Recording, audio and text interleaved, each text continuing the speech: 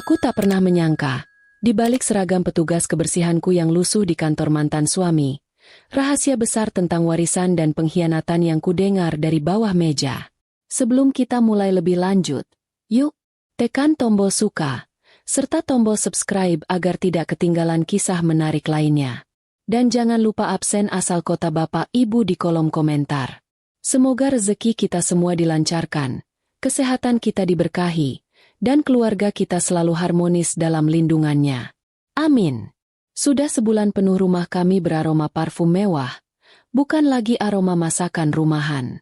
Dulu, malam minggu kami habiskan di depan televisi murah sambil berbagi mie instan, tapi kini, setiap malam terasa seperti pemotretan majalah. Dingin, indah, dan palsu. Aku tahu ada yang berubah pada Ardan sejak ia resmi menjadi CEO Arsana Tech, perusahaan teknologi besar di kota metropolitan ini.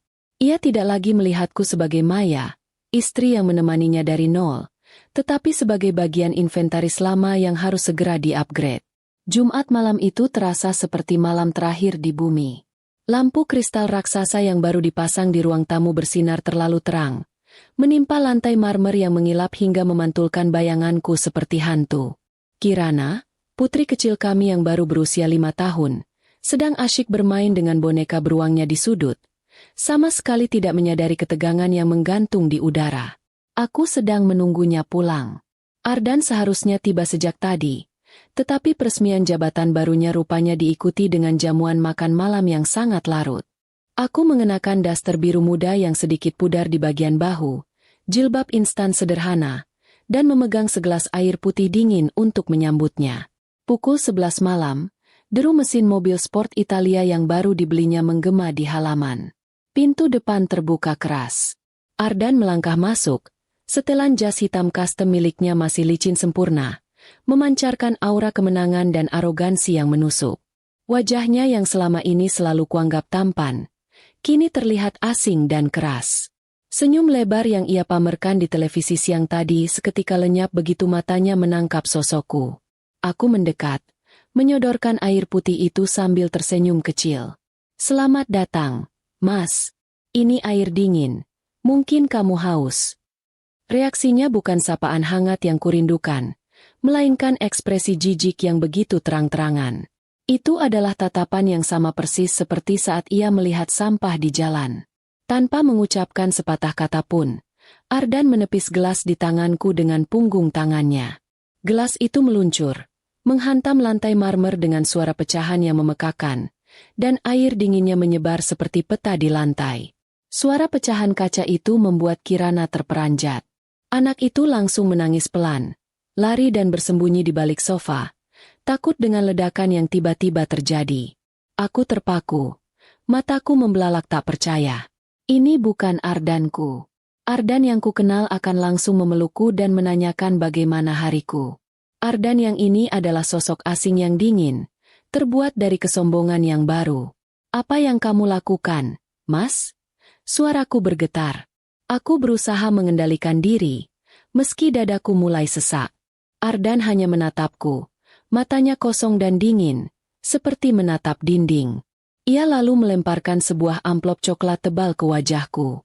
Amplop itu meluncur kasar, mendarat di kakiku yang gemetar. "Itu surat cerai," ucapnya datar. Suaranya mengandung nada final yang tak terbantahkan. "Tanda tangani sekarang juga, dan kemasi barang-barangmu. Segera tinggalkan rumah ini." Aku merasa dunia di sekelilingku runtuh. Jantungku berdebar sangat kencang hingga aku takut suaranya terdengar oleh Kirana. Aku memungut amplop itu dengan tangan gemetar. "Salahku apa, Mas? Kenapa kamu setega ini?" Aku mencoba memohon, mencoba mencari kembali alasan, mencoba mengingatkannya pada janji suci pernikahan kami 5 tahun lalu. Ardan tertawa. Tawa yang sinis, kering, dan sangat menyakitkan. Ia mendekat.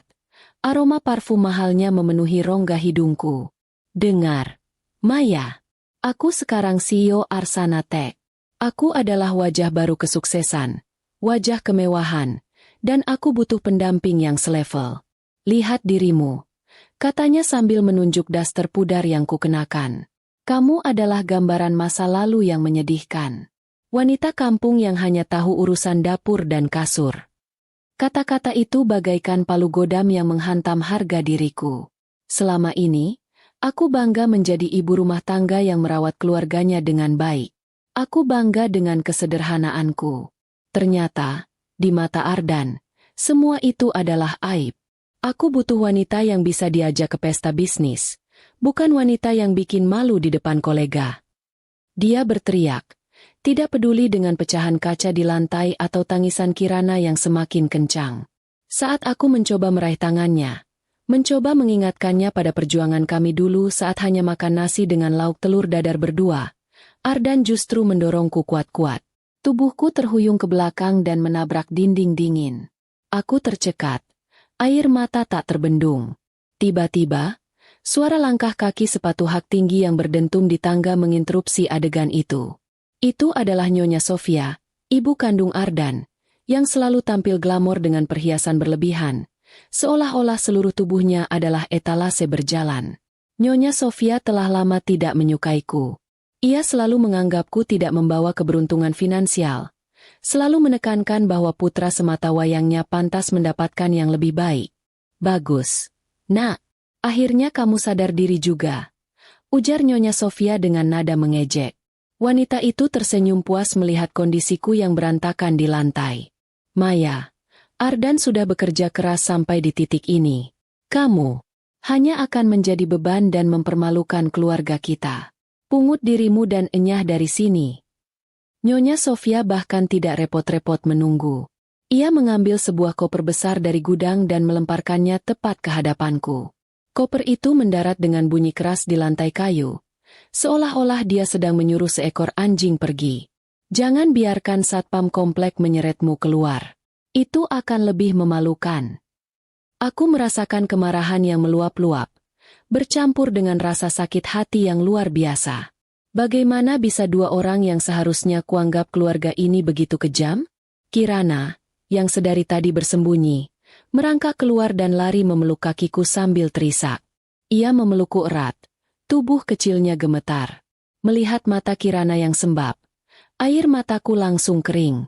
Aku sadar, memohon kepada manusia yang hatinya sudah tertutup oleh kesombongan adalah hal yang sia-sia dan membuang waktu. Aku tidak boleh terlihat lemah di depan Kirana. Dengan sisa tenaga dan harga diri yang kupertahankan, aku bangkit berdiri. Aku memeluk Kirana erat-erat, mencium puncak kepalanya. Kita akan berpetualang, sayang, bisikku, berusaha tersenyum di balik tangisan yang tertahan. Kita akan pindah ke tempat yang lebih seru. Ayah sedang sibuk dengan pekerjaannya. Aku mengambil koper yang dilemparkan Nyonya Sofia. Tanganku terasa berat saat memasukkan pakaian-pakaian lusuhku dan baju Kirana secara asal. Ardan menegaskan bahwa aku tidak boleh membawa harta benda apapun, bahkan perhiasan yang pernah ia berikan. Semua itu milikku, Maya, termasuk perhiasan yang kupakai sebagai gajimu selama ini, katanya sinis. Aku tidak peduli. Aku hanya membawa pakaian, beberapa mainan Kirana, dan sedikit uang tabungan hasil sisa belanja bulanan yang diam-diam ku sesuaikan. Uang itu kukumpulkan sedikit demi sedikit karena aku memang memiliki kebiasaan menyisihkan uang untuk berjaga-jaga. Aku tidak menyangka, berjaga-jaga, itu datang begitu cepat dan begitu menyakitkan. Saat aku menutup koper itu, aku sempat melihat pantulan diriku di cermin besar dekat pintu. Sosok yang sangat menyedihkan, mata bengkak, das terkusut, dan wajah yang penuh kepahitan. Aku menuntun Kirana, yang masih memeluk boneka beruangnya dengan erat, menuju pintu utama. Aku tidak menoleh ke belakang. Ardan dan Nyonya Sofia berdiri di sana, seperti dua patung batu yang tidak punya hati, menyaksikan kepergianku. Aku hanya berharap mereka cepat muak dan segera meninggalkanku. Tidak ada drama lagi, tidak ada kalimat perpisahan, hanya keheningan yang dingin. Kami berjalan kaki menyusuri jalanan komplek perumahan elit yang sepi. Udara malam kota metropolitan yang dingin mulai menggigit kulitku. Jalanan itu terlalu sunyi, hanya diterangi lampu-lampu taman yang mahal. Kirana terus bertanya dengan suara polosnya yang membuat hatiku teriris. Mama, kenapa papa jahat? Kenapa Kirana tidak boleh tidur di kamar Kirana lagi? Aku harus menelan pil pahit itu sendirian. Aku harus menahan diri agar tidak menangis di depan anakku. Papa sedang banyak pekerjaan. Sayang, kita harus membantu Papa dengan pergi sebentar. Kita akan menemukan rumah baru yang lebih indah. Rumah baru yang lebih indah. Aku tahu itu adalah kebohongan terbesar yang pernah kuucapkan. Kami berjalan cukup jauh, mencari taksi atau angkutan umum yang mau membawa kami ke pinggiran kota. Kota metropolitan ini terlihat indah di siang hari, tetapi malam ini, ia terasa seperti monster beton yang siap menelan kami. Aku akhirnya menemukan sebuah taksi lusuh di luar komplek. Aku menyebutkan alamat rumah kos yang pernah kulihat iklannya di internet. Saat taksi melaju, aku menatap kembali ke rumah mewah itu. Rumah itu tampak terang benderang, berdiri angkuh, seolah menertawakan penderitaanku. Rumah itu bukan lagi rumahku. Itu adalah kandang emas yang telah menahanku. Dan kini, aku bebas. Bebas dalam kemiskinan dan ketidakpastian. Sepanjang perjalanan, air mata Kirana sudah berhenti. Tetapi anak itu tertidur pulas di pangkuanku, kelelahan. Aku menatap wajahnya yang polos, dan hati kecilku bertekad. Aku tidak akan membiarkan Ardan menghancurkan masa depan putriku. Aku akan berjuang. Aku akan bangkit. Kami tiba di rumah kos di pinggiran kota. Bangunan itu tampak tua, dindingnya lembab, dan udaranya berbau apek. Ini sangat kontras dengan kamar tidur Kirana yang dulu berlapis karpet tebal dan penuh boneka. Uang di dompetku sangat terbatas. Hanya cukup untuk membayar sewa 1 bulan di muka dan membeli makan seadanya selama beberapa hari. Melihat kondisi kamar yang kecil dan pengap itu, aku merasakan gelombang keputusasaan. Tapi, aku segera menepisnya. Aku harus mencari pekerjaan segera. Stok susu Kirana menipis, dan aku tidak ingin ia sakit karena kekurangan gizi. Malam itu, aku tidur di lantai yang dingin, memeluk Kirana yang meringkuk di dalam selimut tipis. Ardan dan Nyonya Sofia mungkin sedang menikmati sampahnya mahal di rumah mewah itu, merayakan kebebasan mereka. Sementara aku harus berjuang dari nol, tanpa ijazah tinggi, tanpa pengalaman kerja, dan tanpa dukungan siapapun. Teringat saat Ardan berkata aku hanya pantas menjadi wanita kampung yang tahu urusan dapur. Aku tersenyum kecut dalam kegelapan. Baik, jika aku hanya tahu urusan dapur, aku akan mencari pekerjaan di dapur. Jika tidak ada, aku akan melakukan apapun, bahkan pekerjaan yang paling hina, asalkan halal.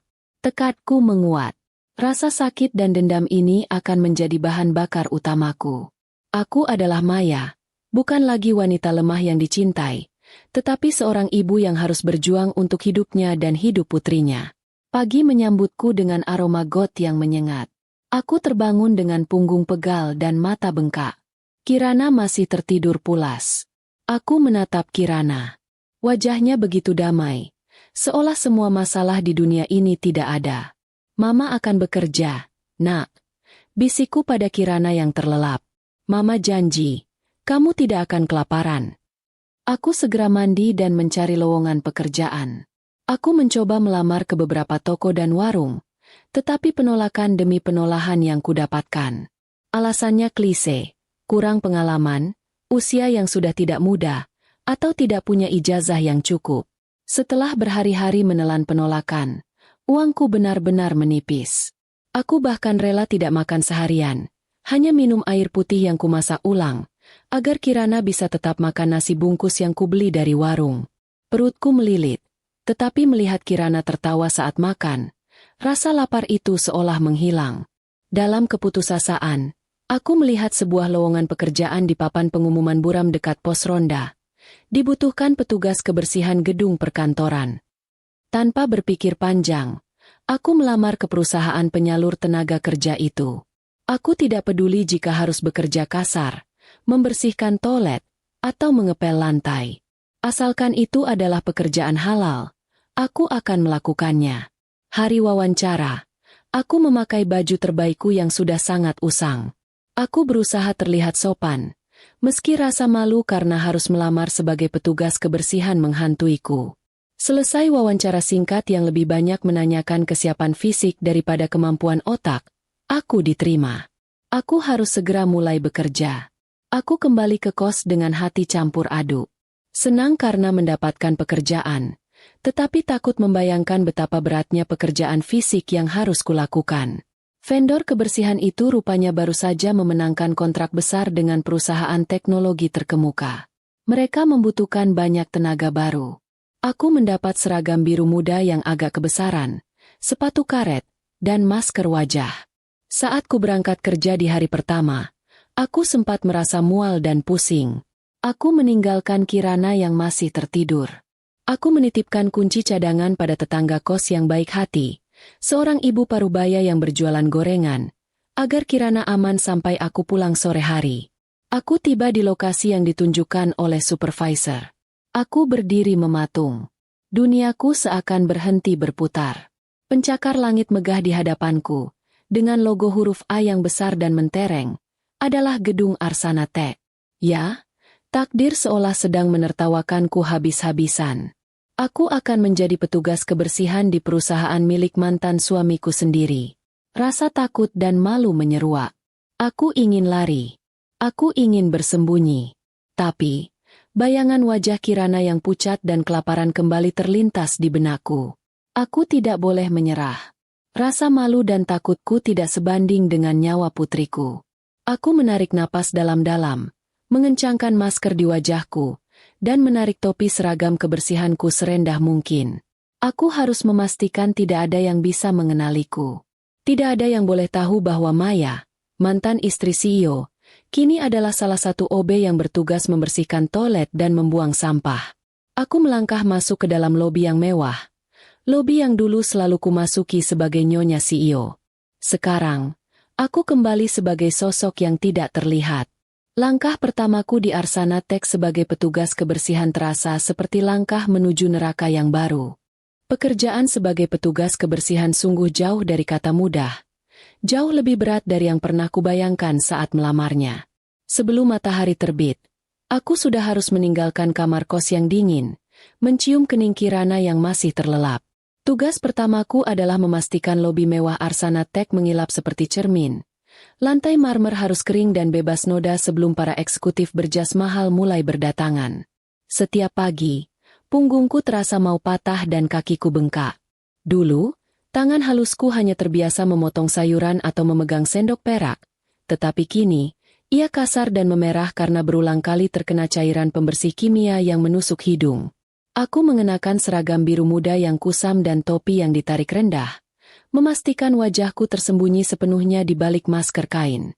Aku menjadi sosok tak terlihat. Seseorang yang keberadaannya hanya disadari ketika lantai kotor atau tempat sampah meluap. Para staf senior dan direksi akan melewati lepas, menganggapku seperti bagian dari perabot kantor.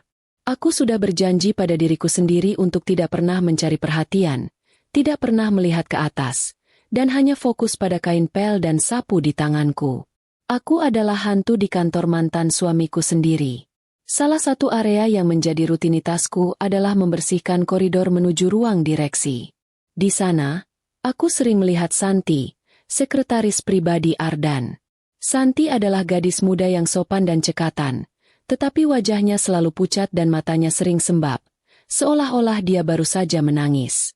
Aku sering mendengar bentakan Ardan dari dalam ruangannya, memarahi Santi hanya karena kesalahan sepele seperti kopi yang kurang panas atau jadwal yang bergeser beberapa menit. Aku mengenali suara itu, suara yang dulu menjanjikan perlindungan, kini menjadi sumber teror bagi orang lain. Kadang, saat aku membersihkan tempat sampah di dekat meja kerjanya, Santi akan menatapku sekilas.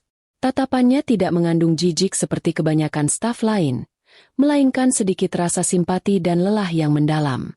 Suatu kali, aku melihatnya menangis diam-diam saat Ardan pergi. Aku yang merasa tidak enak hati, menyelipkan sekantong kecil permen jahe, hanya itu yang kubawa untuk mengganjal perut, di dekat keyboardnya, lalu segera pergi. Santi menatapku saat itu, senyum tipisnya diwarnai rasa terima kasih, tetapi ada ketakutan yang tersirat di matanya, seolah-olah dia ingin mengatakan sesuatu yang besar tapi tidak bisa. Itu adalah jeda kecil yang menyejukkan, sebuah kontak manusiawi yang langka di tengah gedung beton yang dingin ini. Aku sendiri kadang berpikir, betapa ironisnya, Orang paling baik di kantor ini justru adalah sekretaris yang sedang bekerja untuk iblis itu. Siang itu, lobi kantor terasa lebih ramai dari biasanya. Ada kunjungan kolega bisnis penting dari luar kota. Supervisor memerintahkanku untuk memastikan semua sudut bersih sempurna. Aku sedang mengepel lantai di dekat lift utama, berusaha secepat mungkin, saat rombongan direksi keluar. Jantungku langsung berdegup kencang. Takut. Ardan berjalan di barisan paling depan, tertawa lebar. Setelan jas mahalnya berkilau, memancarkan aura CEO yang sukses dan berkuasa. Ia tampak sangat tampan dan berwibawa, sangat kontras dengan diriku yang hanya memegang kain pel.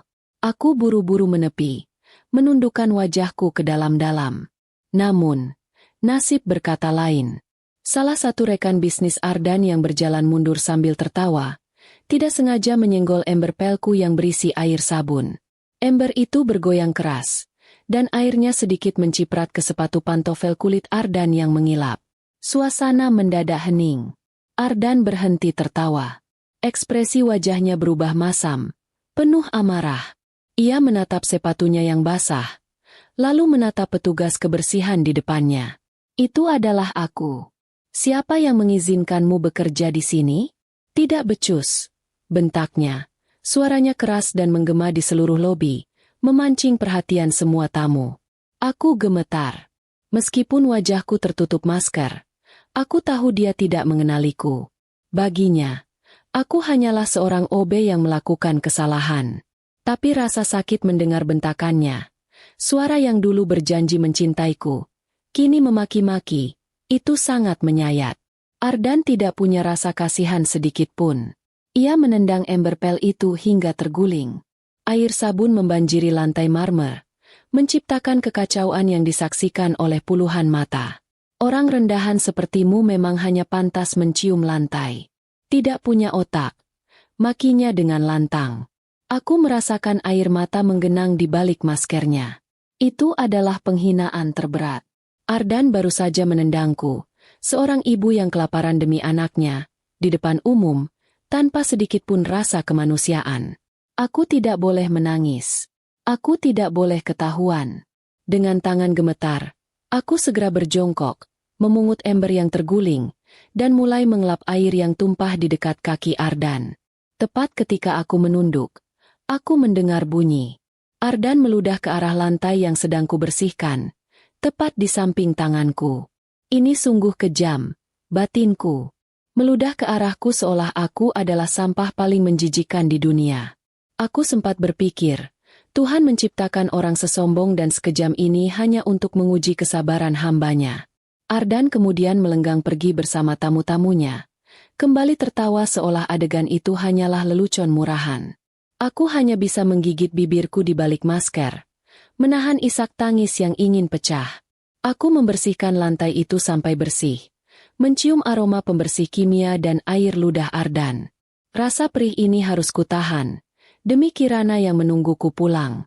Aku menyadari satu hal, di mata Ardan, aku tidak lebih dari debu yang harus ia injak. Kesombongan dan keangkuhan telah menguasai seluruh jiwanya. Rutinitas baruku menuntut pengorbanan yang tak terkira, tetapi senyum Kirana saat aku pulang selalu menjadi vitamin paling mujarab. Sepulang kerja, meski kakiku sudah bengkak dan punggungku terasa remuk, aku harus berpura-pura kuat di depan putriku. Aku akan menceritakan dongeng aneh tentang boneka pel dan pangeran pembersih lantai, sebuah upaya kecil untuk menumbuhkan imajinasi positif di tengah kamar kos yang pengap. Kami hanya makan seadanya. Nasi bungkus warung Tegal menjadi menu utama. Aku sering sengaja meninggalkan lauk ayamku untuk Kirana, mengatakan aku sudah kenyang setelah makan camilan di kantor. Padahal, camilan di kantorku hanyalah air keran yang kumasak ulang untuk mengganjal perut, menekan rasa lapar yang melilit setiap malam. Ada saatnya aku berpikir, sungguh ironis, aku membersihkan lantai kantor yang menghasilkan miliaran, tetapi aku sendiri harus menahan lapar dan membohongi anakku sendiri demi satu potong ayam. Namun, ketenangan sementara itu tiba-tiba dihantam oleh musibah yang mengerikan. Sore itu, saat aku sedang membersihkan toilet VIP di lantai direksi, area paling kusempatkan untuk bernapas lega karena biasanya sepi, telepon genggamku berdering panik. Itu tetangga kos yang kutitipi Kirana. Mbak Maya, cepat pulang. Kirana demamnya tinggi sekali. Badannya sempat kejang. Suara ibu tetangga itu terdengar histeris, membuat duniaku terasa runtuh seketika. Tubuhku langsung lemas. Handuk pel di tanganku terjatuh. Demam tinggi, kejang. Kalimat itu bagaikan guntur yang menyambar di ruangan berbau wangi itu. Aku segera meminta izin pulang cepat kepada supervisorku, yang tentu saja dijawab dengan makian dan ancaman pemotongan gaji karena dianggap tidak bertanggung jawab. Aku tidak peduli. Kirana adalah segalanya. Aku berlari sekuat tenaga menuju kos. Ketika sampai, aku mendapati tubuh Kirana sangat panas, menggigil hebat, dan meracau memanggil nama ayahnya. Aku segera membawa Kirana ke klinik terdekat. Dokter mengatakan Kirana terkena infeksi serius dan membutuhkan obat-obatan mahal serta perawatan intensif. Jika terlambat ditangani, kondisinya bisa membahayakan. Aku memeriksa dompetku. Kosong. Gaji petugas kebersihanku belum turun, dan uang tabungan terakhirku sudah habis untuk membayar sewa kos. Harga diriku sebagai seorang ibu jauh lebih tinggi daripada rasa maluku pada mantan suami. Aku tidak punya pilihan lain. Aku harus kembali ke gedung Arsanate. Aku kembali ke kantor dengan napas terengah-engah. Pakaianku masih lusuh dan basah oleh keringat. Aku berhasil menerobos satpam di lobi, menangis memohon bahwa ini adalah masalah hidup dan mati anakku. Aku berhasil naik ke lantai direksi. Kebetulan, saat itu Ardan baru saja keluar dari ruangannya, sedang berbicara di telepon dengan bangga, membicarakan tentang pembelian jam tangan mewah terbaru seharga ratusan juta. Ardan tertawa lepas, membayangkan betapa gagahnya jam tangan baru itu melingkari pergelangan tangannya. Langkah Ardan terhenti saat melihatku berdiri di hadapannya. Seorang wanita berhijab lusuh dengan mata basah. Aku langsung bersimpuh di kakinya, mengabaikan tatapan kaget beberapa staf di sana. Mas, tolong aku, Mas. Kirana. Kirana sakit kritis. Dia butuh biaya pengobatan. Suaraku serak karena tangisan. Aku memohon, mengabaikan semua harga diri yang tersisa. Aku janji akan membayarnya. Mas, potong saja gajiku, potong gajiku seumur hidupku. Ardan menatapku dengan tatapan jijik yang sama seperti saat ia meludah di lantai. Ia mematikan teleponnya dan menendang pelan bahuku agar aku menjauh dari sepatunya yang mengilap. Aku tidak peduli, desisnya tajam. Anak itu sekarang adalah tanggung jawabmu sepenuhnya. Hak asuh ada padamu, bukan padaku. Ia menuduhku berakting, menggunakan Kirana sebagai alasan untuk memeras uangnya. Ardan lalu berkata dengan lantang, agar semua orang mendengar, bahwa ia tidak akan memberikan 1 sen pun untuk wanita pemalas yang tidak becus mengurus anak. Aku lebih rela uangku dipakai untuk membeli pakan ikan hias baruku daripada membiayai anak yang sakit-sakitan, katanya dingin. Kata-kata itu menghancurkan seluruh harapanku. Bagaimana mungkin seorang ayah bisa setega itu pada anaknya sendiri yang sedang bertaruh nyawa? Saat itu, aku benar-benar menyadari bahwa Ardan tidak hanya menceraikanku, tetapi ia juga menceraikan jiwanya dari Kirana. Ardan memanggil satpam dan menyuruh mereka menyeretku keluar karena dianggap mengganggu kenyamanan kantor. Aku diseret paksa keluar gedung seperti penjahat. Sementara Ardan kembali melanjutkan teleponnya sambil tertawa, seolah tidak terjadi apa-apa. Di luar gedung, aku hanya bisa menangis histeris di bawah guyuran hujan yang mulai turun, meratapi nasibku dan nasib putri kecilku. Air mata bercampur dengan air hujan, tetapi tidak mampu mencuci rasa sakit dan kebencian yang mulai tumbuh di hatiku. Aku akhirnya terpaksa menggadaikan satu-satunya barang berharga yang tersisa, cincin kawin almarhum ibuku yang selama ini kusimpan. Uang itu kugunakan untuk menebus obat Kirana dan memastikan anakku mendapat perawatan terbaik. Keesokan harinya, aku kembali bekerja. Mataku bengkak, hatiku terasa mati rasa. Aku berusaha fokus bekerja agar tidak dipecat. Aku sangat membutuhkan uang untuk biaya hidup selanjutnya. Aku harus bertahan. Aku berjalan menuju area kerjaku, melewati meja resepsionis yang dihiasi bunga segar mahal. Aku sempat terbersit pikiran, betapa tidak adilnya hidup. Kemarin, Ardan memilih nilai sebuah jam tangan mewah baru daripada nyawa putrinya sendiri. Mulai hari ini, aku tidak lagi menangisinya. Aku akan mengubah air mata ini menjadi kekuatan. Saat aku sedang membersihkan toilet VIP di lantai direksi, aku mendengar suara langkah kaki tergesa-gesa masuk. Aku refleks masuk ke salah satu bilik dan menguncinya. Aku tidak mau berinteraksi dengan siapapun. Dari balik pintu bilik, aku mendengar suara tangisan yang tertahan. Itu suara Santi. Aku mengintip sedikit dari celah. Santi sedang berdiri di depan wastafel, membasuh wajahnya yang penuh air mata. Gadis itu tampak sangat terguncang. Ia mengeluarkan ponselnya dan menekan sebuah nomor. Aku menahan napas, tidak berani menimbulkan suara sedikit pun. Terdengar Santi berbicara dengan suara berbisik, namun penuh tekanan emosi. Aku tidak sanggup lagi menyimpan rahasia busuk ini. Aku merasa dihantui rasa bersalah setiap malam. Isaknya. Kalimat Santi selanjutnya membuat darahku berdesir hebat. Mantan istri Pak Ardan berhak tahu kebenarannya, bisik Santi. Ada sesuatu yang sangat besar, sebuah rahasia tentang kepemilikan perusahaan yang selama ini disembunyikan rapat-rapat oleh Pak Ardan dan Nyonya Sofia. Pikiranku berputar cepat. Rahasia apa? Kenapa Santi menyebut namaku? Mengapa ini berhubungan dengan perusahaan ini? Aku sadar, penderitaanku mungkin bukan sekadar nasib buruk, melainkan ada skenario jahat yang sedang dimainkan di belakangku. Rasa penasaran bercampur firasat buruk mendominasi diriku, dan aku tahu, aku harus mendengarkan lebih jauh. Keesokan harinya, suasana di Arsana Tech terasa jauh lebih mencekam daripada biasanya. Sejak aku tiba, kesibukan sudah melanda seluruh lantai gedung pencakar langit itu. Berita besar telah menyebar ke semua departemen bahwa perwakilan dari investor utama, yang dikenal sangat misterius dan memiliki standar tinggi, akan melakukan kunjungan mendadak untuk meninjau kinerja direksi baru, yaitu Ardan. Ardan panik luar biasa. Ia berteriak-teriak memerintahkan seluruh staf untuk memastikan kantor terlihat sempurna tanpa celah sedikit pun.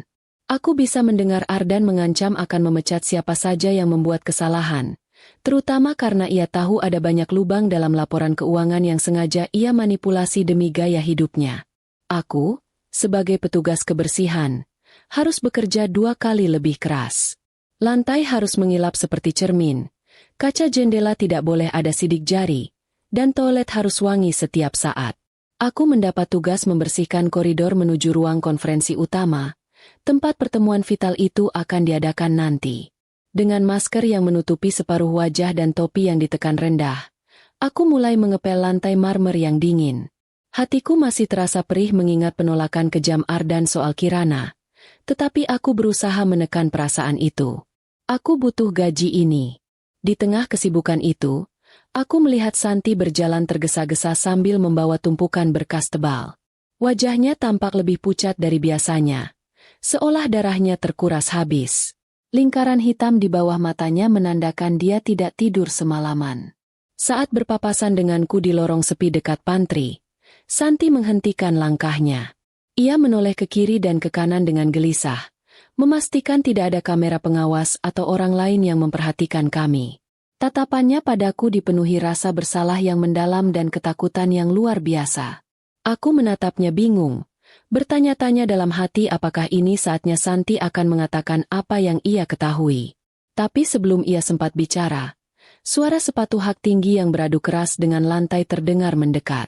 Itu adalah Nyonya Sofia, tampil mencolok dengan gaun sutra dan perhiasan emas berlebihan, berjalan di samping Ardan yang terlihat sangat stres. Nyonya Sofia terus mengoceh, memberikan instruksi kepada putranya agar tidak terlihat gugup di depan investor. Mereka berhenti tepat di depan pintu ruang konferensi utama yang besar.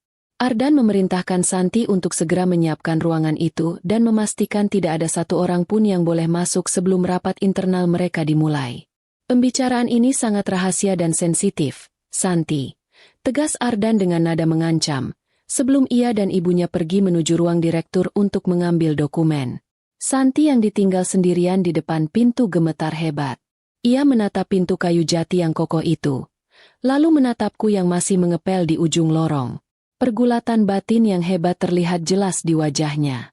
Ia tahu risiko apa yang akan ia hadapi, tetapi hati nuraninya sudah tidak sanggup lagi menanggung beban kejahatan yang ia ketahui.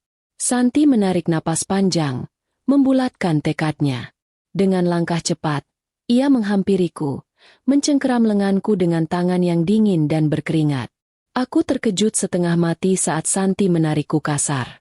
Ia tidak berkata apa-apa, hanya memberi isyarat dengan jari telunjuk di bibir agar aku diam. Santi menyeretku cepat masuk ke dalam ruang konferensi utama yang luas dan mewah itu. Ruangan itu beraroma pengharum ruangan mahal, dengan meja oval raksasa di tengahnya. Santi segera mengunci pintu dari dalam. Napasnya memburu. "Waktu kita tidak banyak, Maya," katanya dengan suara parau. Ia adalah orang pertama di kantor ini yang memanggilku dengan namaku setelah aku menjadi OB. Ardan, Nyonya Sofia, dan pengacara mereka akan segera masuk ruangan ini. Mereka akan membahas dokumen rahasia yang selama ini disembunyikan. Dokumen yang menyangkut hidup dan masa depanmu. Aku semakin tidak mengerti, tetapi melihat keseriusan di wajah Santi, aku sadar ini bukan main-main. Tiba-tiba, terdengar suara langkah kaki dan obrolan dari arah luar pintu. Mereka sudah datang. Santi panik. Ia mendorong tubuhku ke arah meja rapat besar di tengah ruangan. Meja itu tertutup taplak beludru tebal yang menjuntai hingga menyentuh lantai, menciptakan ruang tersembunyi yang sempurna di bawahnya. Santi berbisik dengan cepat dan tegas, tepat di telingaku, memerintahkanku untuk masuk ke kolong meja itu sekarang juga. "Kau harus bersembunyi di bawah meja ini dan diam 1000 bahasa. Kau harus mendengar sendiri kebenaran yang akan keluar dari mulut Ardan. Ini satu-satunya cara agar kau percaya dan bisa merebut kembali apa yang menjadi hakmu," bisiknya. Matanya memancarkan urgensi yang amat sangat. Aku tidak punya pilihan lain. Didorong oleh rasa takut dan rasa penasaran yang membara, aku segera merangkak masuk ke bawah meja. Aku meringkuk di dalam kegelapan yang sempit. Tepat sebelum gagang pintu bergerak, aku menutup mulutku rapat-rapat dengan kedua tangan, berusaha mengatur napasku yang tersengal. Bau debu karpet dan aroma semir sepatu samar-samar tercium oleh hidungku. Aku beruntung taplak meja itu sangat tebal, menyembunyikanku sepenuhnya. Aku sempat berpikir, ya ampun, siapa sangka aku, Maya, yang dulu hanya bersembunyi dari Ardan karena ingin memberinya kejutan ulang tahun, sekarang harus meringkuk di bawah meja di kantornya sendiri, seperti tikus yang sedang menguping? Humor kecil itu muncul sesaat, memecah kebekuan ketakutan, sebelum kembali ditelan oleh kecemasan. Beberapa detik kemudian, pintu ruangan terbuka lebar. Cahaya lampu ruangan dinyalakan, dan suara langkah kaki beberapa orang masuk ke dalam ruangan. Aku mengenali suara langkah kaki yang berat dan tegas itu. Itu langkah Ardan, diikuti oleh suara ketukan sepatu hak tinggi Nyonya Sofia, dan satu langkah kaki lagi yang terdengar menyeret milik pengacara kepercayaan mereka yang terkenal licik. Mereka duduk di kursi-kursi yang mengelilingi meja, tepat di atas kepalaku. Aku bisa melihat ujung sepatu mengilap Ardan dan sepatu merah menyala milik Nyonya Sofia dari celah kecil di bawah taplak. Mereka terdengar sangat percaya diri, tertawa kecil seolah sedang merayakan kemenangan awal. Suara kertas-kertas dokumen yang diletakkan di atas meja terdengar sangat jelas di telingaku. Aku kini terperangkap. Tapi, aku siap mendengarkan. Aku tahu kebenaran yang akan terungkap nanti mungkin akan jauh lebih menyakitkan daripada penghinaan yang pernah kuterima. Kegelapan di bawah meja terasa sangat mencekam, tetapi tidak lebih gelap dari isi pembicaraan yang kini kudengar. Di atas sana, Ardan membuka percakapan dengan nada sombong, bertanya kepada pengacaranya apakah semua dokumen palsu sudah disiapkan dengan rapi untuk ditunjukkan kepada perwakilan investor nanti. Pengacara itu menjawab dengan suara serak, menjamin bahwa semua berkas keuangan Arsana Tech sudah direkayasa dengan sempurna. Aku mendengarkan rincian manipulasi dan penggelapan dana yang membuat kepalaku pening. Ternyata, Arsana Tech yang dibanggakan Ardan selama ini sedang berdarah-darah karena uang perusahaan dipakai untuk kepentingan pribadinya. Mereka tertawa, membayangkan betapa bodohnya orang-orang yang akan tertipu dengan laporan keuangan palsu tersebut. Namun, pembicaraan mereka kemudian beralih ke topik yang membuat darahku seakan berhenti mengalir. Nyonya Sofia bertanya dengan nada cemas tentang status kepemilikan perusahaan yang sebenarnya. Ia takut jika suatu hari nanti investor atau orang-orang lama mengetahui bahwa Ardan bukanlah pewaris yang sah. Wasiat asli dari pendiri perusahaan, almarhum Bapak Danu, menyebutkan nama lain sebagai pewaris tunggal, kata Nyonya Sofia. Suaranya terdengar mencemaskan Kirana. Mendengar nama Bapak Danu disebut, ingatanku melayang ke masa lalu. Dulu, ibuku hanya bercerita bahwa bapakku adalah orang biasa yang pergi meninggalkannya saat aku masih bayi. Selama ini, aku mengira ayahku hanyalah masa lalu yang menyedihkan. Ardan tertawa meremehkan, menganggap kekhawatiran ibunya tidak berdasar. Ia kemudian mulai menceritakan kembali rencana busuk yang sudah ia susun bertahun-tahun. Tidak ada yang perlu dikhawatirkan, kata Ardan. Suaranya lantang dan penuh keangkuhan. Aku menikahi Maya dulu, bukan karena cinta. Jantungku seperti dipompa dengan besi. Rasanya sakit sekali mendengar kalimat itu. Kalimat yang mengonfirmasi semua keraguan dan rasa sakit hatiku. Ardan menjelaskan bahwa ia tidak sengaja menemukan fakta bahwa aku adalah putri kandung Bapak Danu yang hilang. Bapak Danu adalah pendiri Arsana Tech, dan aku adalah pewaris sah tunggal. Aku tahu, jika aku menikahinya, aku akan memiliki akses tidak langsung ke harta warisan itu jika suatu saat Maya ditemukan, jelasnya. Tapi karena dia bodoh dan tidak tahu asal-usulnya, aku memutuskan untuk mengambil jalan pintas. Aku memalsukan tanda tangan Bapak Danu sebelum orang tua itu meninggal. Seolah-olah Bapak Danu menyerahkan perusahaan kepadaku sebagai anak angkat kepercayaan, bukan kepada Maya. Aku yang berada di bawah meja, merasa duniaku runtuh seketika. Air mata mengalir deras, membasahi pipiku tanpa suara. Selama ini, aku mencintai laki-laki yang ternyata adalah monster. Pernikahan kami, kenangan manis kami, kelahiran Kirana, semuanya ternyata dibangun di atas pondasi kebohongan dan keserakahan. Ardan tidak pernah mencintaiku. Ia hanya mencintai harta yang mengalir dalam darahku. Rasa sakit hati yang luar biasa menghantam dadaku, bercampur dengan kemarahan yang meluap-luap. Aku ingin berteriak, ingin keluar dari sana dan mencakar wajahnya, tetapi aku ingat pesan Santi. Aku harus mendengar semuanya sampai tuntas. Dasar perempuan bodoh, kata Ardan lagi. Ia tertawa renyah. Aku bahkan tidak perlu repot-repot mencari wasiat asli. Sudah kubakar seminggu yang lalu di perapian rumah baru kita. Dia memastikan sudah tidak ada lagi jejak yang tersisa. Menurut Ardan, rahasia itu sudah menjadi abu, sama seperti masa depanku. Lalu, Ardan menambahkan kalimat yang membuat hatiku benar-benar membeku menjadi es. Ardan menyandarkan punggungnya ke kursi, membuat kursi itu berdecit dan berdiri tepat di dekat telingaku. Sungguh ironis, melihat pewaris sah perusahaan ini sekarang sedang mengepel lantai toilet di gedung miliknya sendiri, katanya mengejek. Nyonya Sofia tertawa melengking. Biarkan saja dia menjadi babu seumur hidupnya. Membersihkan kotoran orang lain, sementara kita menikmati kekayaan yang seharusnya menjadi miliknya. Aku menggigit bibir bawahku hingga berdarah. Aku menahan napasku sekuat tenaga, mematung di tengah kegelapan yang bau debu. Aku tahu mereka tidak akan pernah menyangka bahwa wanita yang sedang mereka hina dan rendahkan itu, kini meringkuk hanya beberapa sentimeter dari sepatu mereka, mendengarkan setiap kata-kata keji yang keluar dari mulut mereka. Ironi ini sungguh pedih. Aku yang bersembunyi di bawah meja super mewah, di ruangan beraroma mahal, mendengarkan diriku dihina. Sungguh sebuah pesta yang sangat eksklusif, bukan? Kalimat itu terpatri dalam di benakku, mengubah kesedihanku menjadi dendam yang membara. Aku sadar, aku bukan lagi wanita lemah yang bisa diinjak-injak. Aku adalah pewaris yang haknya dicuri, dan yang lebih penting, aku adalah ibu yang dihina di atas darah putrinya. Di bawah meja itu, dalam kegelapan dan kesendirian, aku bersumpah pada diriku sendiri dan demi masa depan Kirana. Aku akan merebut kembali setiap sen yang dicuri dariku. Aku akan membuat Ardan membayar setiap tetes air mata yang telah kami keluarkan.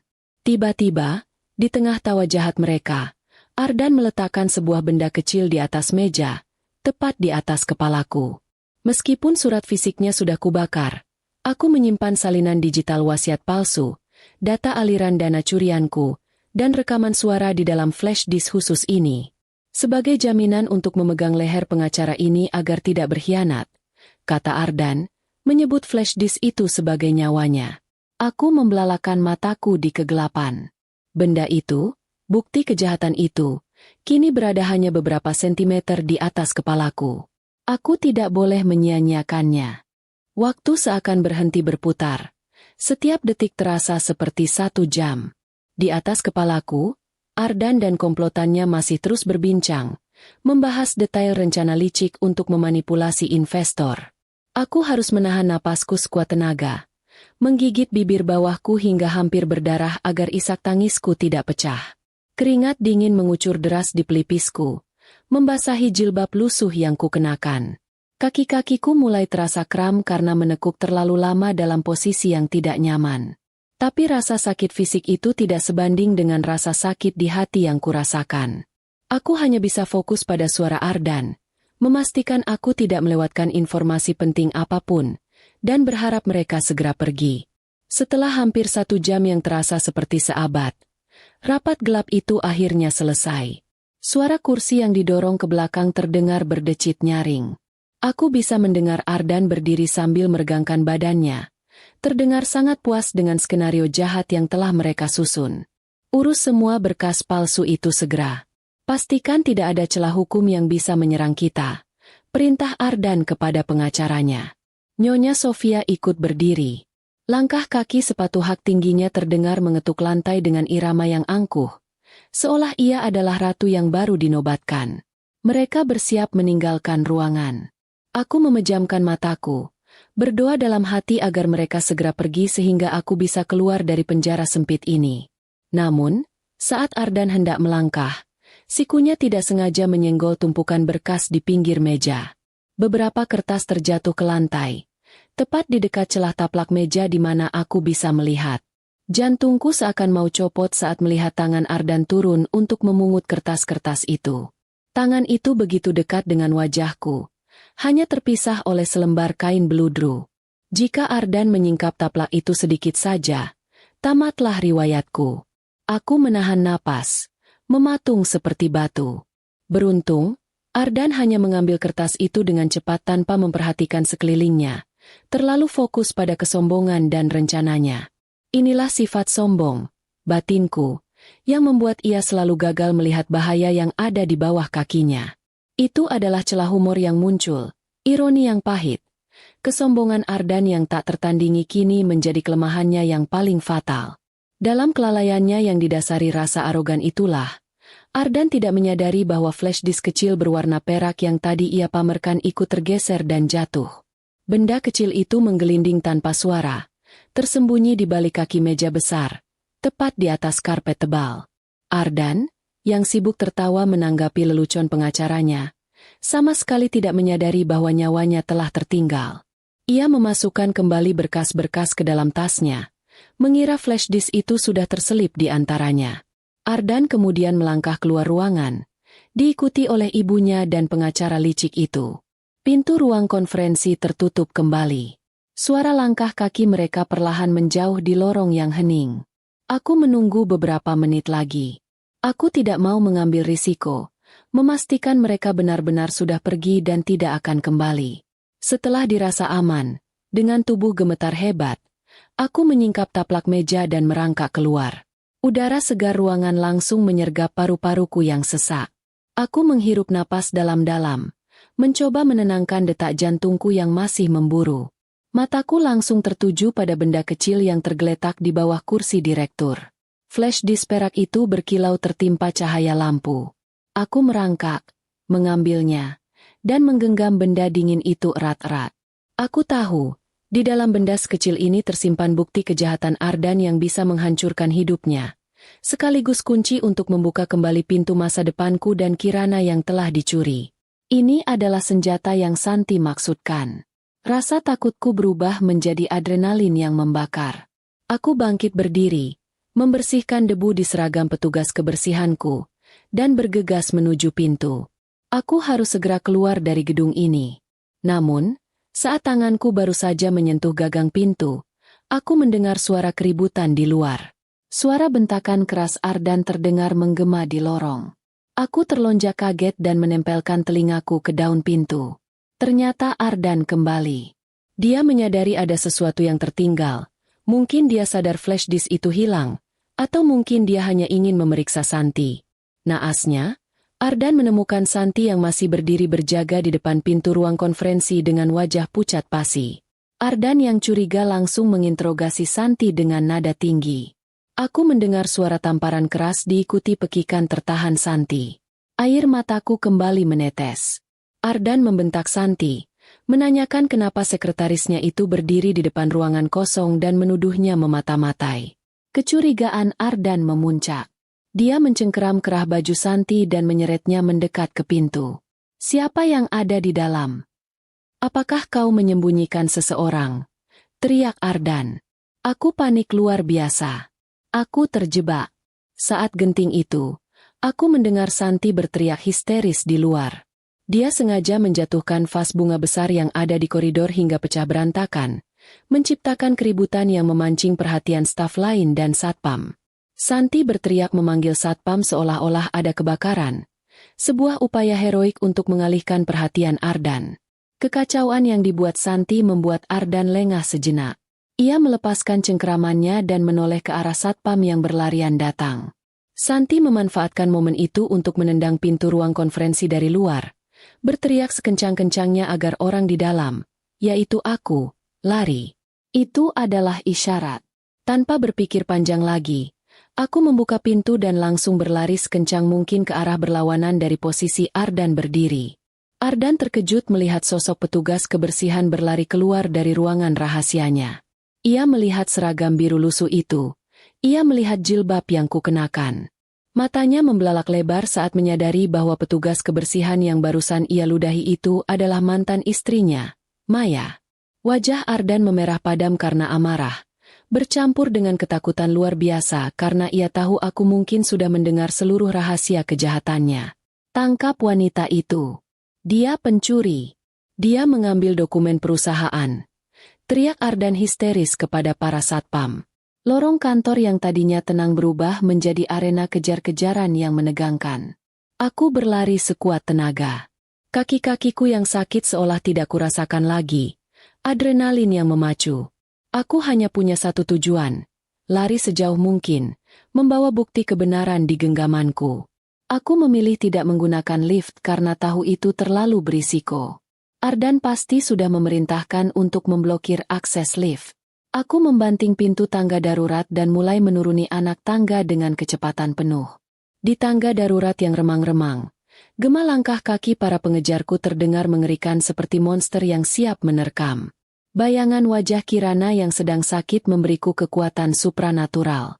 Aku berlari turun dari lantai 20. Sementara di tanganku, flash disk perak itu terasa hangat, siap meledakkan semua kebohongan Ardan.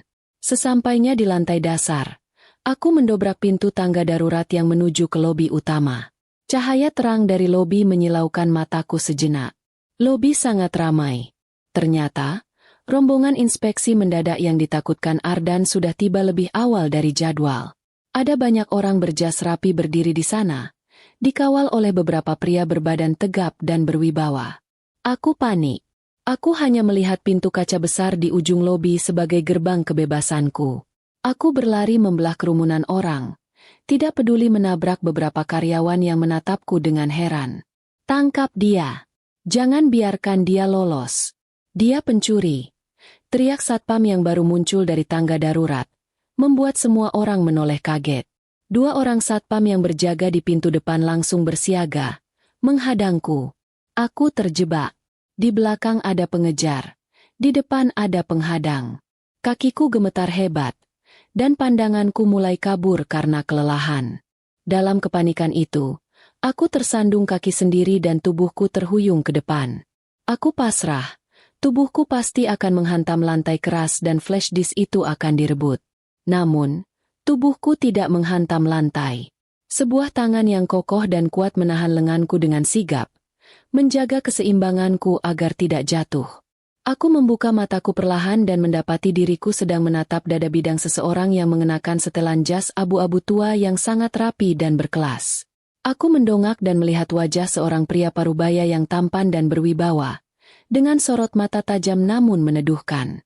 Di sebelahnya berdiri seorang pria lebih muda dengan aura yang sangat kuat, Aldo, yang menahan lenganku. Satpam suruhan Ardan yang mengejar akhirnya sampai dan hendak kasar menarikku. Satpam itu mengangkat tongkatnya, bersiap memukulku yang dianggap pencuri. Dengan gerakan yang sangat cepat dan tak terduga, Aldo menepis tangan satpam itu dan mendorongnya mundur hanya dengan satu hentakan tangan. Aura yang keluar dari Aldo membuat satpam itu menciut seketika. Suasana lobi menjadi hening mencekam. Semua mata tertuju pada adegan itu. Ardan yang baru saja keluar dari lift, terdiam mematung saat melihat siapa yang sedang memegang mantan istrinya. Wajah Ardan pucat pasi. Ia mengenali sosok di depan Aldo. Itu adalah Bapak Hartono, pemilik asli saham utama, tokoh yang selama ini ia takuti. Bapak Hartono tidak mempedulikan Ardan atau satpam. Matanya terpaku pada leherku.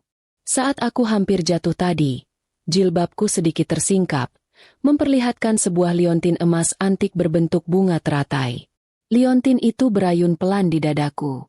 Tangan Bapak Hartono yang keriput namun masih kuat, bergetar hebat saat ia perlahan menyentuh liontin itu. Matanya berkaca-kaca, seolah melihat hantu dari masa lalu. Ia mengenal kalung itu. Itu adalah kalung warisan keluarga yang ia berikan kepada keponakan kesayangannya, ayahku, Bapak Danu, puluhan tahun yang lalu, sebelum mereka terpisah. Liontin ini. Suara Bapak Hartono terdengar parau dan bergetar. Dari mana kamu mendapatkan ini, nak? Tanyanya lembut, mengabaikan statusku yang hanya seorang petugas kebersihan yang dituduh mencuri. Aku yang masih syok dan ketakutan, menjawab dengan terbata-bata sambil memegang liontin itu erat. Ini, peninggalan almarhum ibu. Ibu bilang ini dari ayah. Mendengar jawabanku, Bapak Hartono menarik napas panjang. Air mata haru menetes di pipi tuanya. Aldo yang berdiri di sampingnya segera sadar akan situasi ini. Ia menatapku dengan pandangan hormat yang baru, lalu berbisik tegas kepadaku, namun cukup keras untuk didengar oleh Ardan yang berdiri gemetar di kejauhan. Nyonya, Anda tidak perlu takut lagi. Liontin itu adalah lambang keluarga besar Bapak Hartono. Tuan Besar sudah puluhan tahun mencari keberadaan Anda, cucu kandung dari pendiri perusahaan ini, ujar Aldo. Pengakuan itu bagaikan petir di siang bolong bagi semua orang di lobi, terutama bagi Ardan. Wajahnya berubah menjadi abu-abu. Ia melihat flash disk yang kugenggam erat, dan ia melihat Bapak Hartono yang kini memelukku dengan penuh kasih sayang. Insting bisnis Bapak Hartono yang tajam langsung membaca situasi. Tanpa perlu banyak kata, Aldo segera memberi isyarat kepada pasukan pengawalnya untuk membentuk barikade mengelilingiku, melindungiku dari siapapun. Bapak Hartono kemudian berkata dengan suara berat yang menggelegar di seluruh lobi. Aldo, bawa cucuku ke mobil dan pastikan tidak ada satu orang pun dari manajemen kotor ini yang menyentuhnya. Kita akan dengarkan semua ceritanya di markas besar. Mulai hari ini, perang dimulai. Aku digiring keluar gedung dengan pengawalan ketat layaknya seorang putri raja. Aku sempat menoleh ke belakang, melihat Ardan yang berdiri mematung dengan keringat dingin bercucuran. Tatapan kami bertemu. Kali ini, tidak ada lagi ketakutan di mataku. Yang ada hanyalah tatapan dingin seorang wanita yang siap menuntut keadilan. Mobil limosin hitam yang kutumpangi meluncur mulus, membelah jalanan ibu kota. Aku duduk kaku di kursi beludru yang mewah, masih mengenakan seragam petugas kebersihanku yang lusuh dan basah. Di tanganku, aku menggenggam gelas berisi teh hangat yang diberikan oleh Aldo. Perubahan yang terjadi dalam 1 jam terakhir ini terasa sangat surreal, membuatku sulit memprosesnya. Di hadapanku, Bapak Hartono menatapku dengan pandangan yang sulit kuartikan, campuran antara rasa bersalah yang mendalam dan kasih sayang. Pria tua itu tidak banyak bicara selama perjalanan, seolah memberiku waktu untuk menenangkan diri. Ia hanya terus mengamati wajahku, mencari kemiripan antara aku dan keponakannya, ayahku, Bapak Danu. Hal pertama yang kukhawatirkan adalah Kirana. Hati seorang ibu tidak akan tenang sebelum tahu kondisi putrinya. Aku memberanikan diri untuk memecah keheningan dengan suara lirih, menanyakan kabar Kirana. Aldo segera menoleh ke belakang dan memberikan laporan. Ia mengatakan bahwa tim dokter terbaik dari rumah sakit milik Grup Hartono sudah menjemput Kirana di klinik kecil itu. Kirana kini sudah dipindahkan ke ruang VVIP, dirawat intensif, dan kondisinya stabil. Demamnya sudah mulai turun. "Nyonya, dia aman," ujar Aldo dengan nada tegas namun melegakan. Mendengar kabar itu, tangisku pecah. Bukan tangisan sedih, melainkan tangisan lega yang luar biasa. Beban berat yang menghimpit dadaku selama berhari-hari seketika terangkat. Aku bersujud syukur di dalam mobil mewah itu, mengucapkan terima kasih berulang kali kepada Bapak Hartono dan Aldo. Bapak Hartono dengan lembut memintaku untuk duduk kembali, mengatakan bahwa itu adalah kewajibannya sebagai kakek. Kami tiba di sebuah kediaman pribadi yang sangat luas, jauh dari hiruk-pikuk kota. Rumah itu dijaga ketat oleh pasukan pengamanan swasta. Setelah aku membersihkan diri dan berganti pakaian pinjaman yang lebih layak, aku diantar ke ruang kerja Bapak Hartono yang bernuansa kayu klasik. Aku menceritakan semuanya. Aku menceritakan tentang perlakuan Ardan, tentang pengusiran keji itu, tentang bagaimana aku harus menjadi petugas kebersihan dan tentang rapat rahasia yang kudengar dari bawah meja. Setiap kata yang kuucapkan terasa seperti pisau yang mengiris kembali luka lama. Tetapi aku harus kuat. Saat aku selesai bercerita, aku menyerahkan flash disk perak itu kepada Aldo.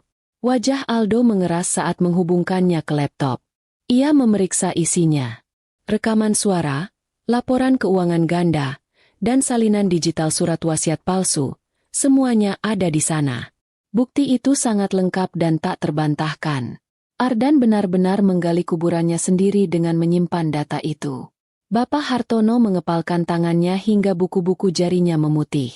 Amarahnya memuncak mendengar betapa kejamnya Ardan memperlakukanku, pewaris sah perusahaan yang didirikan oleh sahabatnya. Ia meminta maaf kepadaku, karena terlambat menemukanku.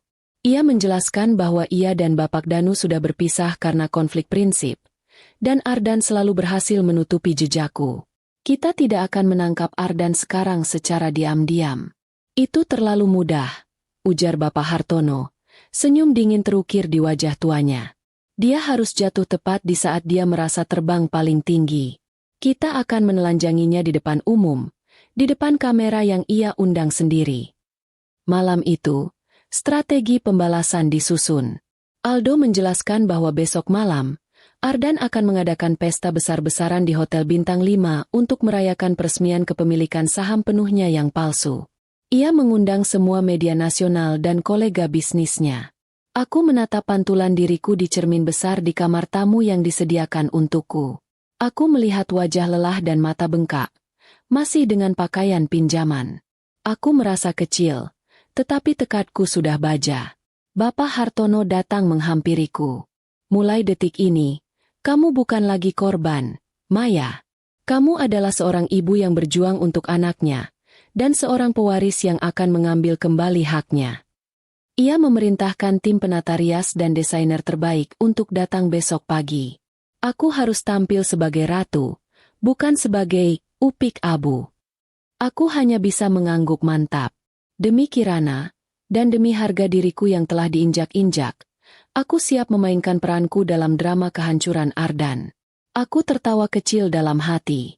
Dulu aku memakai seragam biru kusam untuk membersihkan toiletnya. Sekarang, aku akan memakai gaun elegan untuk membersihkan sampah dari tahtaku sendiri.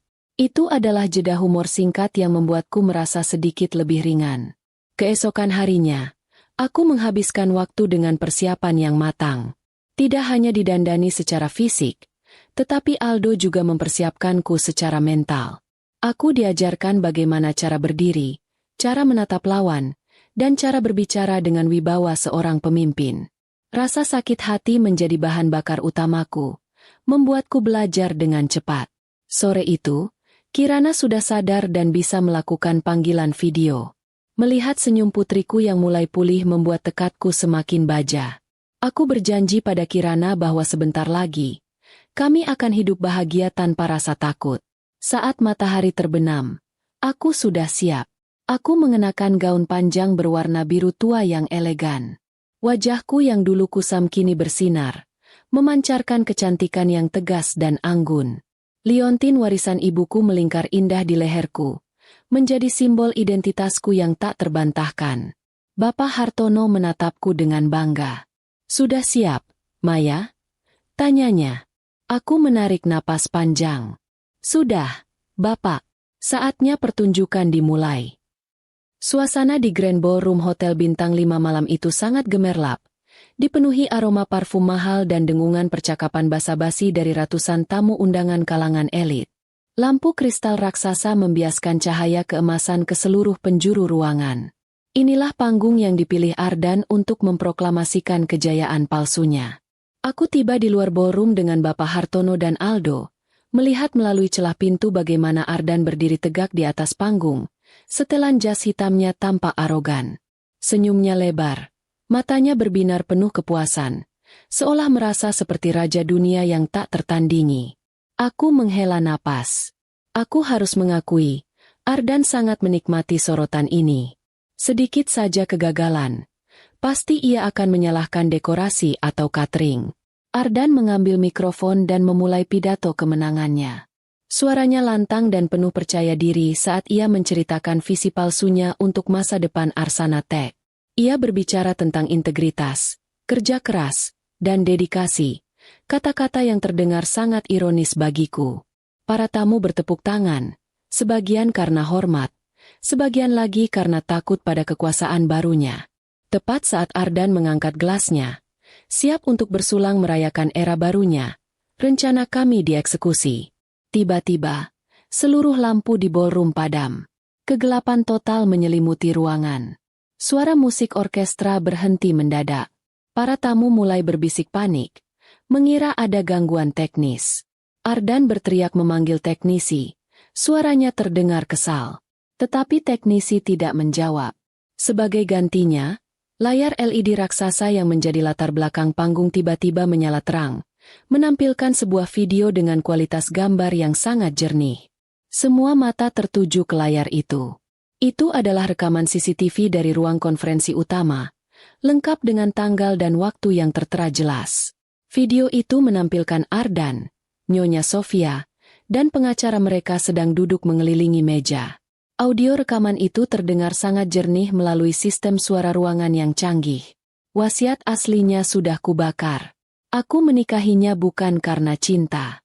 Sungguh ironis, melihat pewaris sah perusahaan ini sekarang sedang mengepel lantai toilet di gedung miliknya sendiri. Pengakuan keji Ardan menggelegar di seluruh ruangan, membungkam semua orang. Wajah para tamu berubah pucat, mulut mereka ternganga. Video itu berlanjut, menampilkan Ardan tertawa mengejek tentang diriku, dan rencananya memalsukan laporan keuangan. Ardan di atas panggung terpaku. Gelas di tangannya jatuh dan pecah berkeping-keping. Wajahnya yang tadinya merah karena alkohol kini berubah menjadi putih mayat. Ia berteriak histeris menyuruh mematikan videonya, tetapi tidak ada yang bergerak. Nyonya Sofia di kursinya tampak seperti orang yang terkena serangan jantung. Napasnya sesak melihat aibnya dikuliti di depan umum. Video itu berakhir dengan adegan Ardan menjatuhkan flash disk dan aku, si petugas kebersihan, keluar dari bawah meja mengambilnya. Kebenaran telah terungkap dengan cara yang paling brutal. Saat video berakhir, lampu sorot utama tiba-tiba menyala, mengarah ke pintu masuk ballroom yang terbuka lebar.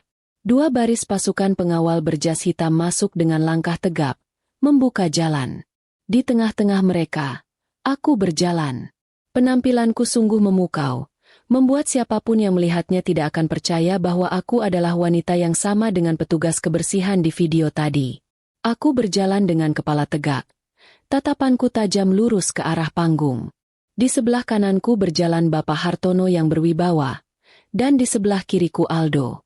Keheningan melanda ruangan itu. Hanya suara langkah kakiku yang terdengar. Aku menaiki tangga panggung dengan anggun, berdiri berhadapan langsung dengan Ardan yang gemetar hebat.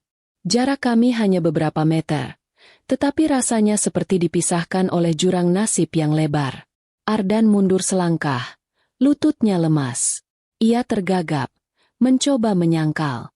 "Bababu, apa yang kau lakukan di sini? Kau..." Kau pasti mencuri video itu, teriak Ardan putus asa. Aku tidak menjawab dengan teriakan. Aku hanya tersenyum tipis, senyum yang dingin dan mematikan. Aku mengambil mikrofon yang tergeletak di podium.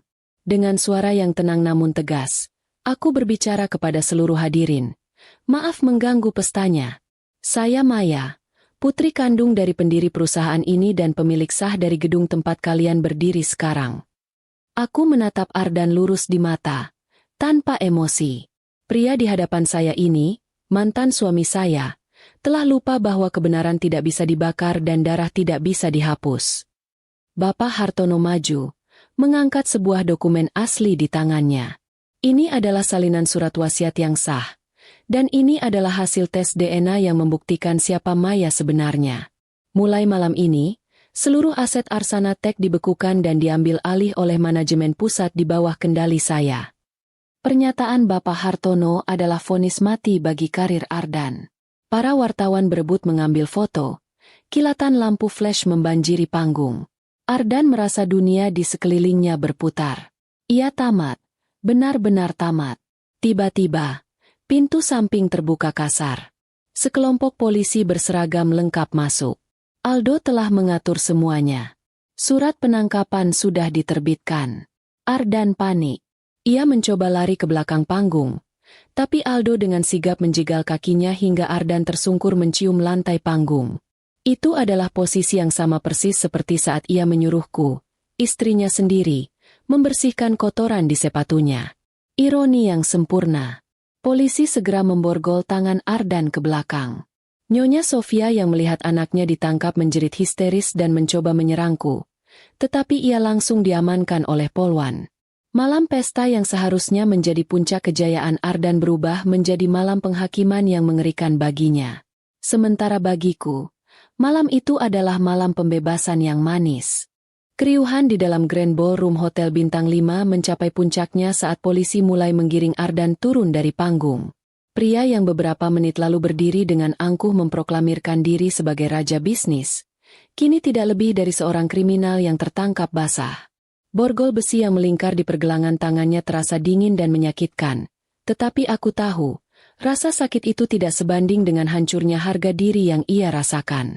Ardan berusaha memberontak, berteriak-teriak mengatakan ini semua adalah rekayasa, tetapi suaranya tenggelam oleh cemoohan para tamu undangan. Nyonya Sofia juga ikut diseret. Make-up tebalnya luntur oleh air mata. Wajahnya terlihat berantakan. Ia terus berteriak memaki, menuduhku wanita durhaka yang tidak tahu terima kasih. Saat rombongan polisi hendak membawa Ardan keluar melalui pintu utama, terjadi sebuah momen yang sangat memilukan. Sebuah kursi roda didorong masuk oleh seorang perawat pribadi. Di atas kursi roda itu, duduk Kirana. Putri kecilku memaksa ingin ikut karena ingin melihatku. Wajahnya masih sedikit pucat, tetapi matanya berbinar melihatku berdiri gagah di panggung. Melihat anaknya ada di sana, Ardan yang sudah putus asa tiba-tiba mendapatkan ide licik terakhir. Ia meronta sekuat tenaga hingga pegangan polisi sedikit terlepas. Ardan menjatuhkan dirinya, berlutut ke arah Kirana dengan wajah yang dibuat-buat semenyedihkan mungkin. Kirana, Papa sangat menyayangimu. Nak, Papa melakukan semua ini demi masa depanmu. Serunya dengan suara parau. Ia berharap Kirana akan menangis dan berlari memeluknya, sehingga polisi akan merasa iba. Suasana mendadak hening. Semua orang menunggu reaksi gadis kecil itu. Aku hendak berlari menghalangi, takut Kirana akan trauma, tetapi Bapak Hartono menahan lenganku pelan, memberiku isyarat untuk membiarkan Kirana mengambil keputusannya sendiri. Kirana menatap laki-laki yang berlutut di depannya itu. Ingatannya melayang pada kejadian beberapa hari lalu, saat ia demam tinggi dan ayahnya justru mengusir ibunya seperti pengemis. Perlahan, Kirana memalingkan wajahnya, menggerakkan kursi rodanya mundur, bersembunyi di balik kakiku yang sudah turun dari panggung menghampirinya. Dengan suara kecil namun terdengar jelas di ruangan yang hening itu, Kirana berkata, "Om jahat itu bukan Papa Kirana. Kirana hanya punya mama, dan Kirana tidak butuh mainan dari uang curian."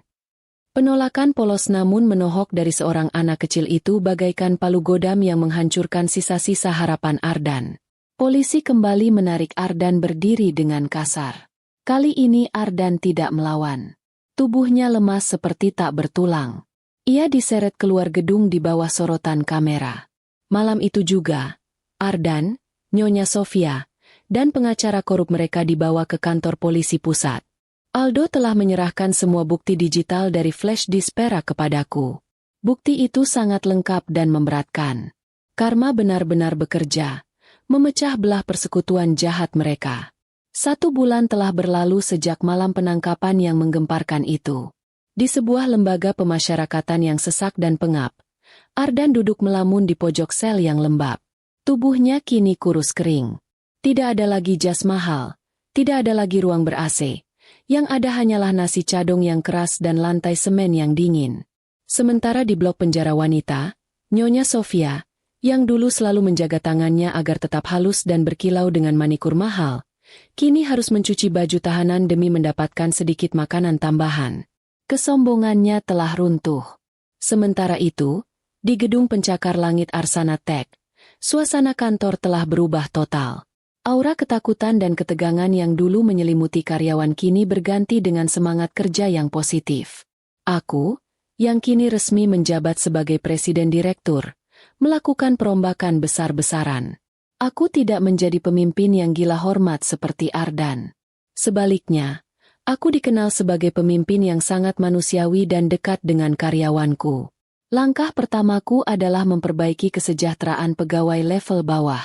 Aku menaikkan gaji petugas kebersihan, satpam, dan staf administrasi. Aku merenovasi ruang istirahat mereka agar lebih layak. Aku tidak pernah lupa. Sebulan yang lalu aku adalah salah satu dari mereka. Aku sering terlihat makan siang di kantin karyawan, mendengarkan keluh kesah mereka tanpa sekat birokrasi yang kaku.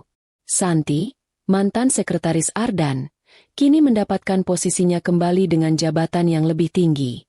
Aku mengangkatnya menjadi manajer operasional sekaligus asisten pribadi kepercayaan.